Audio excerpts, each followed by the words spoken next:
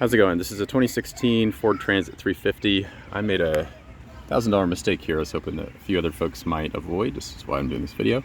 So the issue was, here's the passenger side windshield wiper arm, and this nut here became loose, and the wiper arm was slapping on this plastic every time the windshield wipers came on. It was very annoying.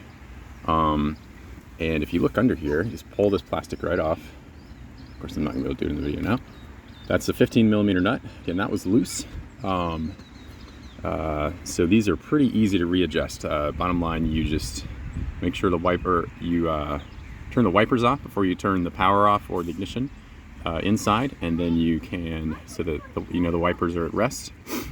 And then you're gonna just need to loosen this 15mm nut. This is where I made the mistake though. Then these wiper arms will not come off. They go onto a spindle kind of setup that's pretty tight. And this nut makes that a really tight connection, so you cannot pull this off with your hand. So I was trying to use a crowbar, which is how I got this nice little crack in our windshield, which if you look on the other side of the hood, that becomes a like 2-foot long crack. We're gonna have to get a windshield replaced, which is $1,000. So not cool. But what you actually, the other thing you're gonna need is a puller like this one. And you're just gonna put that under here, slide this over to the nut, screw that down, and this one happens to be a 3/4 socket set, so then you can just tighten that and it'll pull this up safely without cracking your windshield.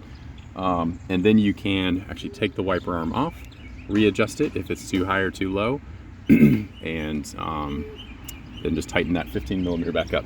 Here is the I just got this from AutoZone. It was like 15 bucks, a Duralast.